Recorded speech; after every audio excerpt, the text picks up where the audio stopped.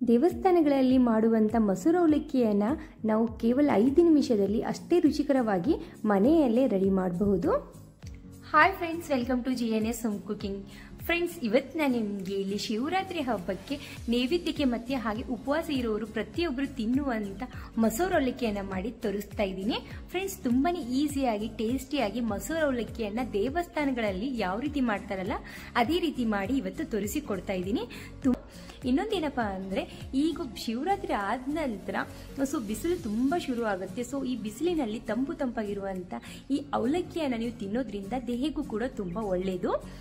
Friends, ಹಾಗಿದ್ರೆ ತುಂಬಾನೇ ಈಸಿಯಾಗಿ ಈ ಅವಲಕ್ಕಿಯನ್ನು ಯಾವ ರೀತಿ ಮಾಡೋದಂತ ಈ ವಿಡಿಯೋದಲ್ಲಿ ತೋರಿಸ್ಕೊಡ್ತಾ ಇದ್ದೀನಿ. ಮಿಸ್ ಮಾಡ್ದೇನೆ ಈ ವಿಡಿಯೋನ ಪೂರ್ತಿ ನೋಡಿ ಫ್ರೆಂಡ್ಸ್, ಖಂಡಿತ ನಿಮಗೆ ಇಷ್ಟ ಆಗುತ್ತೆ. ಈ ವಿಡಿಯೋ ಇಷ್ಟ ಆದರೆ ಪ್ಲೀಸ್ ಒಂದು ಲೈಕ್ ಮಾಡಿ, ಶೇರ್ ಮಾಡಿ, ಹಾಗೆ ನಮ್ಮ ಚಾನೆಲನ್ನು ಸಬ್ಸ್ಕ್ರೈಬ್ ಮಾಡ್ಕೊಳ್ಳೋದನ್ನ ಮರಿಬೇಡಿ ಫ್ರೆಂಡ್ಸ್. ಹಾಗೆ ಪಕ್ಕದಲ್ಲಿರುವಂಥ ಬೆಲ್ ಐಕಾನ್ ಆಲ್ ಅಂತ ಪ್ರೆಸ್ ಮಾಡಿ ಫ್ರೆಂಡ್ಸ್. ಹಾಗಿದ್ರೆ ತಡ ಮಾಡ್ದೇನೆ ವಿಡಿಯೋನ ಪೂರ್ತಿ ನೋಡೋಣ ಬನ್ನಿ. ಮೊದಲಿಗೆ ನಾನಿಲ್ಲಿ 1 ಕಪ್ ಆಗುವಷ್ಟು ಅವಲಕ್ಕಿಯನ್ನು ತಗೊಂಡಿದ್ದೀನಿ. ನಾನಿಲ್ಲಿ ದಪ್ಪ ಅವಲಕ್ಕಿಯನ್ನು ತಗೊಂಡಿದ್ದೀನಿ. ನೀವು ಯಾವ ರೀತಿ ಬೇಕಾದರೂ ಅವಲಕ್ಕಿಯನ್ನು ತಗೋಬಹುದು. ನಂತರ ಇದಕ್ಕೆ ನೀರನ್ನು ಹಾಕಿ ಚೆನ್ನಾಗಿ 2 ರಿಂದ 3 ಸತಿ ಇದನ್ನು ವಾಶ್ ಮಾಡ್ಕೋಬೇಕು. ನಂತರ ನಾವು ಇದನ್ನು ನೀರನ್ನು ಸಪ್ರೇಟನ್ನಾಗಿ ಮಾಡಿ ಒಂದು ಜರಡಿಯಲ್ಲಿ ಸೇರಿಸ್ಕೋಬೇಕು. ಈಗ ನಾನಿಲ್ಲಿ 2 ರಿಂದ 3 ಸ್ಪೂನ್ ಆಗುವಷ್ಟು ನೀರನ್ನು ಇದ್ರ ಮೇಲೆ ಸಿಡಿಸ್ತಾ ಇದ್ದೀನಿ, ಅಂದರೆ ಚಿಪ್ಪುಡಿಕೆಯನ್ನು ಕೊಡ್ತಾ ಇದ್ದೀನಿ. ಈ ರೀತಿ ಕೊಡೋದ್ರಿಂದ ಅವಲಕ್ಕಿ ಚೆನ್ನಾಗಿ ನೆನೆಯುತ್ತೆ. ಈಗ ನಾವು ಇದನ್ನು ಸೈಡ್ಗೆ ಇಟ್ಬಿಟ್ಟು ನಾವು ಇದರದ್ದು ಒಗ್ಗರಣೆಯನ್ನು ರೆಡಿ ಮಾಡ್ಕೊಳ್ಳೋಣ. ನಾನಿಲ್ಲಿ ಮೊದಲಿಗೆ 1 ಚಮಚದಷ್ಟು ಎಣ್ಣೆಯನ್ನು ಸೇರಿಸ್ತಾ ಇದ್ದೀನಿ. ಇದಕ್ಕೆ ಎಣ್ಣೆ ಕೂಡ ಜಾಸ್ತಿ ಬೇಕಾಗೋದಿಲ್ಲ. ನಂತರ ಸಾಸಿವೆ ಮತ್ತು ಜೀರಿಗೆಯನ್ನು ಕೂಡ ಇಲ್ಲಿ ಸೇರಿಸ್ತಾ ಇದ್ದೀನಿ. ಇಲ್ಲಿ ಮೆಂತ್ಯ ಕಾಳನ್ನು ನಾನು ಸ್ವಲ್ಪನೇ ಸೇರಿಸ್ತಾ ಇದ್ದೀನಿ. ನಂತರ ಇಲ್ಲಿ 6 ರಿಂದ 5 ಕಾಳುಮೆಣಸನ್ನು ಕೂಡ ಇಲ್ಲಿ ಸೇರಿಸ್ತಾ ಇದ್ದೀನಿ. 1 ಚಮಚದಷ್ಟು ಕಡಲೆಬೇಳೆ, 1 ಚಮಚದಷ್ಟು ಉದ್ದಿನಬೇಳೆಯನ್ನು ಸೇರಿಸ್ತಾ ಇದ್ದೀನಿ. ಫ್ರೆಂಡ್ಸ್, ನಂತರ ನನಗೆ 1 ಇಂಚು ಶುಂಠಿಯನ್ನು ತುರಿದ್ಬಿಟ್ಟು ಸೇರಿಸ್ತಾ ಇದ್ದೀನಿ. ನಂತರ ನಾನಿಲ್ಲಿ ರುಚಿಗೆ ತಕ್ಕಷ್ಟು ಹಸಿಮೆಣಸಿನಕಾಯಿನ ದೊಡ್ಡ ಪೀಸಸ್ ಆಗಿ ಕಟ್ ಮಾಡಿ ಸೇರಿಸ್ತಾ ಇದ್ದೀನಿ. ತುಂಬ ಸಣ್ಣ ಪೀಸಸ್ ಆಗಿ ಕಟ್ ಮಾಡಿದ್ರೆ ಚಿಕ್ಕ ಮಕ್ಕಳಿಗೆ ತಿನ್ನೋಕ್ಕಾಗೋದಿಲ್ಲ, ಅದಕ್ಕೋಸ್ಕರ ಕರಿಬೇವಿನ ಸೊಪ್ಪನ್ನು ಕೂಡ ಇಲ್ಲಿ ಸೇರಿಸಿದ್ದೀನಿ. ಈ ರೀತಿ ಸಣ್ಣ ಪೀಸಸ್ ಆಗಿ ಕಟ್ ಮಾಡಿ ಕೂಡ ಮತ್ತೆ ಇಲ್ಲಿ ಕರಿಬೇವಿನ ಸೊಪ್ಪನ್ನು ಸೇರಿಸ್ತಾ ಇದ್ದೀನಿ. ಫ್ಲೇವರು ಚೆನ್ನಾಗಿ ಬರುತ್ತೆ. ನಂತರ 2 ಒಣಮೆಣಸಿನಕಾಯಿನ ಹಾಕಿಬಿಟ್ಟು ಚೆನ್ನಾಗಿ 1 ನಿಮಿಷ ಇದನ್ನು ಫ್ರೈ ಮಾಡ್ಕೋಬೇಕು. ತುಂಬ ಈಸಿಯಾಗಿ ನಾವು ಮೊಸರು ಅವಲಕ್ಕಿಯನ್ನು ತುಂಬ ಬೇಗನೆ ಕೂಡ ಮಾಡಬಹುದು. ನಂತರ ನಾನು ಇಲ್ಲಿ ಇದಕ್ಕೆ ಗೋಡಂಬಿಯನ್ನು ಸೇರಿಸ್ತಾ ಇದ್ದೀನಿ. ಗೋಡಂಬಿಯನ್ನು ಕೂಡ ಸೇರಿಸ್ಬಿಟ್ಟು ಚೆನ್ನಾಗಿ ಮತ್ತೆ 1 ನಿಮಿಷ ಇದನ್ನು ಫ್ರೈ ಮಾಡ್ಕೋಬೇಕು.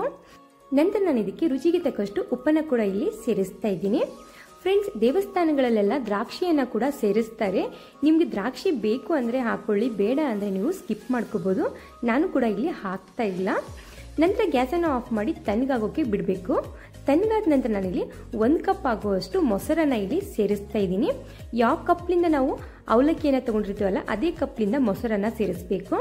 ನಂತರ ಇಲ್ಲಿ 1/4 ಕಪ್ ಆಗುವಷ್ಟು ಹಾಲನ್ನು ಕೂಡ ನಾವು ಸೇರಿಸ್ತಾ ಇದ್ದೀವಿ.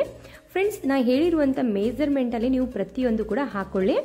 ನಂತರ 1 ಚಮಚದಷ್ಟು ಸಕ್ಕರೆಯನ್ನು ಕೂಡ ನಾನಿಲ್ಲಿ ಸೇರಿಸ್ತಾ ಇದ್ದೀನಿ. ಸಕ್ಕರೆ ಹಾಕೋದ್ರಿಂದ ಹುಳಿ ಮತ್ತು ಖಾರ ಇಲ್ಲಿ ಸರಿಯಾಗಿ ಆಗತ್ತೆ.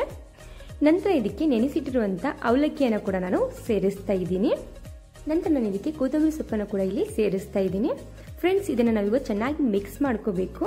ಫ್ರೆಂಡ್ಸ್, ಮೇನ್ ಇಂಪಾರ್ಟೆಂಟ್ ಏನಪ್ಪ ಅಂದರೆ ನಾವು ಅವಲಕ್ಕಿಯನ್ನು ಮಾಡಿದ ತಕ್ಷಣವೇ ತಿನ್ಕೋಬಾರ್ದು. ನಾವು ಒಂದು ಅರ್ಧ ತಾಸು 1 ತಾಸುವರೆಗೆ ಇದನ್ನು ರೆಸ್ಟ್ ಮಾಡೋಕ್ಕೆ ಬಿಡಬೇಕು. ನಂತರ ನಾವು ಇದನ್ನು ತಿನ್ಕೋಬೇಕು. ಫ್ರೆಂಡ್ಸ್, ದೇವಸ್ಥಾನಗಳಲ್ಲಿ ಕೂಡ ಹಾಗೆ ಮಾಡಿರ್ತಾರೆ. ಇದನ್ನು ಮಾಡಿ 1 ತಾಸುವರೆಗೂ ಅರ್ಧ ತಾಸುವರೆಗೂ ರೆಸ್ಟ್ ಮಾಡೋಕ್ಕೆ ಬಿಟ್ಟಿರ್ತಾರೆ. ನಂತರ ನಮಗೆ ಪ್ರಸಾದವನ್ನು ಕೊಡ್ತಾರೆ. ಫ್ರೆಂಡ್ಸ್, ಅದಕ್ಕೋಸ್ಕರ ಇದು ತುಂಬಾ ಟೇಸ್ಟಿಯಾಗಿ ಅನಿಸುತ್ತೆ. ಆದರೆ ನಾವು ಮನೆಯಲ್ಲಿ ಮಾಡಿದ ತಕ್ಷಣ ತಿಂತೀವಲ್ಲ, ಅದಕ್ಕೆ ಇದು ತುಂಬಾ ಚೆನ್ನಾಗಿ ಅನಿಸೋದಿಲ್ಲ.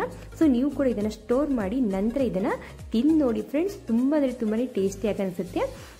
ಈ ವಿಡಿಯೋ ನೋಡೋದಕ್ಕೆ thank you so much friends.